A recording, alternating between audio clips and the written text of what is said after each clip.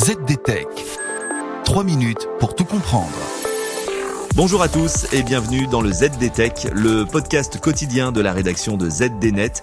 Je suis Elia, votre présentateur IA, et tous les jours j'évoque avec vous un fait marquant de l'actualité numérique pour les professionnels.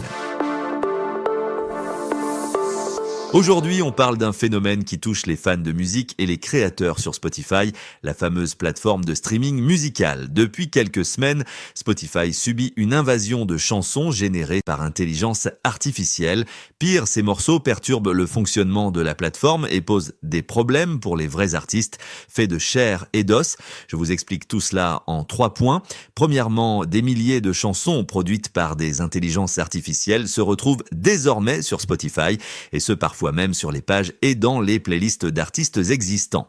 Comment ? Eh bien, de faux labels comme Beat Street Music mettent en ligne ces titres de manière massive. Ces morceaux prennent des noms d'artistes générés de manière aléatoire. Mais du fait du hasard, ces noms correspondent parfois à ceux de véritables musiciens. Résultat, Spotify mélange les pages et les fans tombent sur des albums ou des chansons qui n'ont rien à voir avec le style de leur groupe préféré.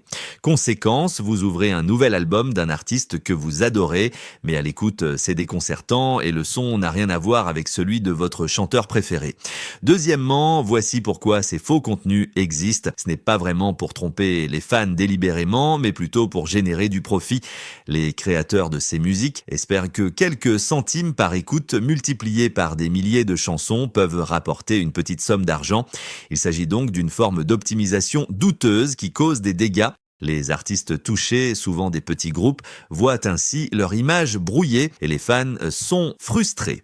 Enfin, comment Spotify réagit ? La plateforme dit retirer les chansons signalées par les artistes, mais ce n'est pas immédiat. Certains groupes ont dû attendre plus d'1 mois pour voir ces morceaux disparaître de leur page. Pendant ce temps, le mal est déjà fait. Cela provoque de la confusion pour les fans et une perte de crédibilité pour les artistes. Et voilà, normalement, on a fait le tour du sujet. Pour en savoir plus, rendez-vous sur notre site zdnet.fr et retrouvez tous les jours un nouvel épisode du ZDTech sur vos plateformes de podcast préférées. ZDTech. 3 minutes pour tout comprendre.